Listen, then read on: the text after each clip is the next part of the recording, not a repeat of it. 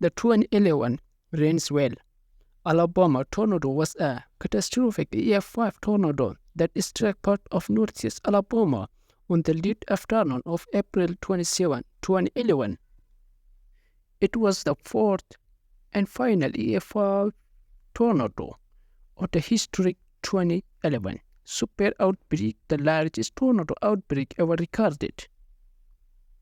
The multi-vortex tornado remained on the ground for 36 minutes, covering a part of 36.63 miles long through DeKalb County, causing 25 deaths, an unspecified yet resulting number of injured and estimated $10 millions in damage. According to storm chaser Maximilian Hagen, this tornado produced some of the most violent damage ever surveyed. Better serve needed. The supercell thunderstorm responsible for this tornado first developed at around 1:45 p.m. CDT near Harper Valley, Mississippi. It swiftly moved northeast, producing an EF5 tornado in Mississippi and an EF4 tornado in central Alabama before entering DeKalb County by 5:45 p.m. CDT. The tornado touched down at 6:19 p.m. CDT near the Lake Lake community and quickly escalated in intensity. EF5 damage was noted in several pockets near Shiloh, Rainsville, and Henniger, where several ground scoring occurred and numerous homes were destroyed, resulting in the multiple fatalities and injuries. The damaged part was characterized with intensive tree damage, the complete obliteration of structures, and extensive damage to property. The tornado eventually dissipated near Rainsville, Georgia. The meteorological conditions leading up to the tornado were among the most favorable for violent tornado ever documented. On April 25, a 14 upper-level shortwave through advance into the southern plain sets that the combination of abundant instability, low-level measure, and wind shear generated a significant tornado outbreak spanning from Texas to Tennessee, with at least 42 tornadoes touched down on that day. On April 26, an area on low pressure developed over Texas and moved eastward, while the previously motivated shortwave through progressed through the Mississippi River on Ohio River valleys. This resulted in an additional 55 tornadoes. The multi-day outbreak reached its peak on April 27, witnessing the most violent single day of tornado activity since the 1974 super outbreak. They feature multiple rounds of tornadic activity, with two waves of mesocyclical convective system in the morning, followed by an intensive outbreak of supercell from Mississippi to North Carolina during the afternoon and evening hours. The tornado activity on April 27 was triggered by a 995 amber surface low located over Kentucky and a deep, negatively titled Island Northwest southeast through over Arkansas and Louisiana.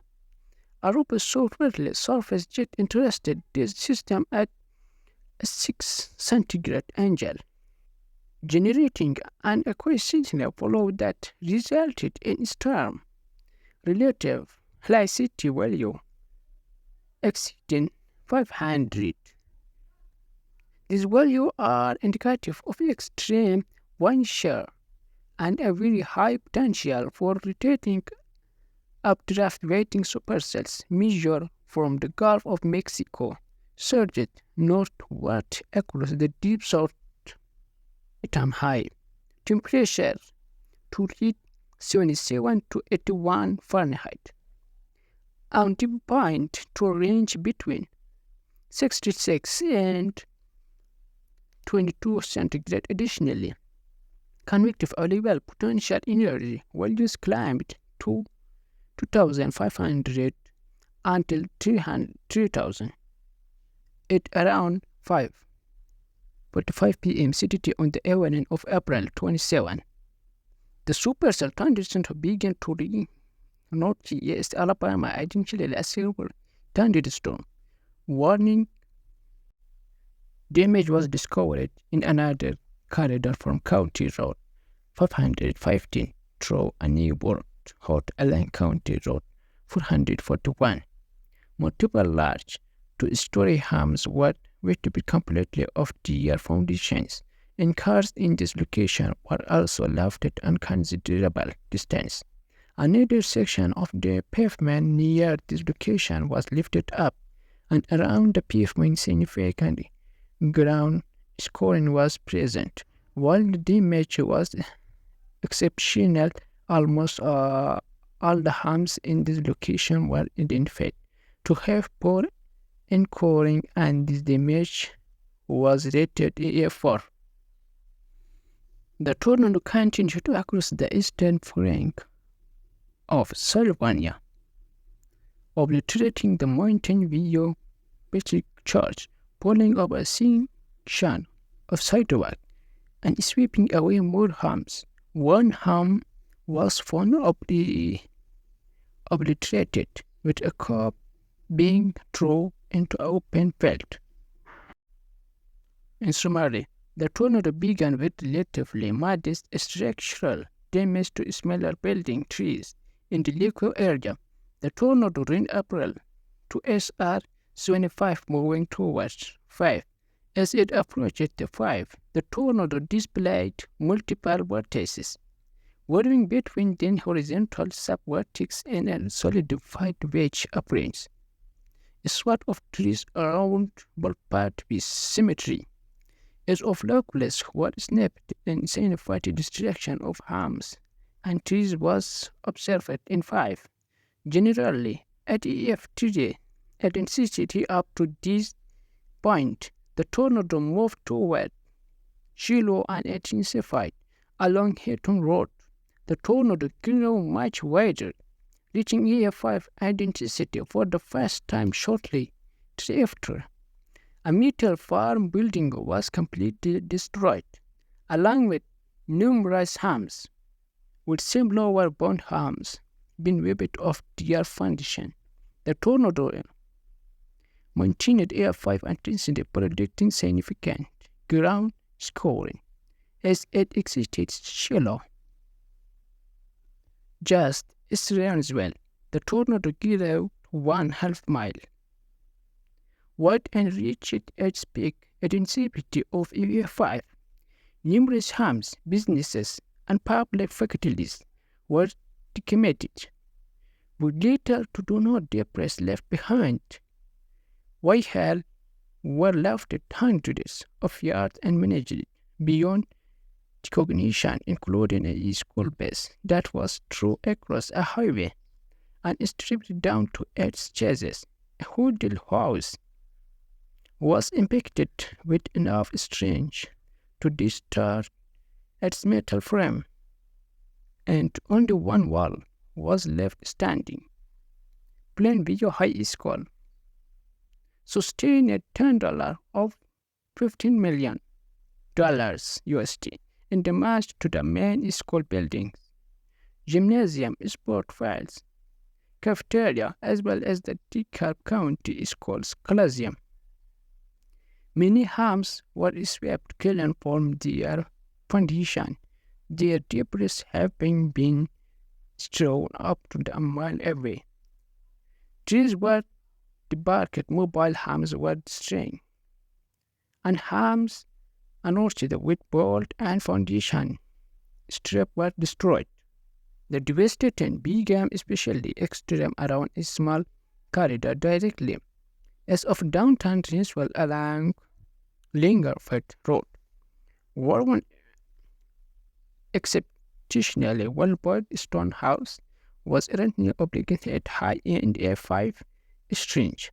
The debris widely scattered large separate supporting cement and stone pillar as this property was uprooted entirely, leaving a section of the concrete foundation with it. Multiple way were deformed and destroyed as well, with one tossed into a nearby ravine. Debris scoring off the ground and park making were observed, and a considerable number of homes along Langerfeld Road were swept away. Several roads had their pavement stripped away, and at one residence that suffered EF5 damage. An 800-pound or 360 kg safe was pulled off of its anchorage and thrown over 600 feet into a wooded area. When found, the safe door has been repeat opened and completely torn off. A pickup trap of considerable size at this location was discovered dispersed in fragments at a distance for over 250 yards, within the same forest area. The house occupant took refuge in a storm situated nearby, and while left unharmed, the tornado particularly exposed the storm pit, causing soil to be drawn up and removed from around the entrance. The force of the tornado caused another underground storm shelter to have upward slightly northeast of Lingerfeld Road, more extreme.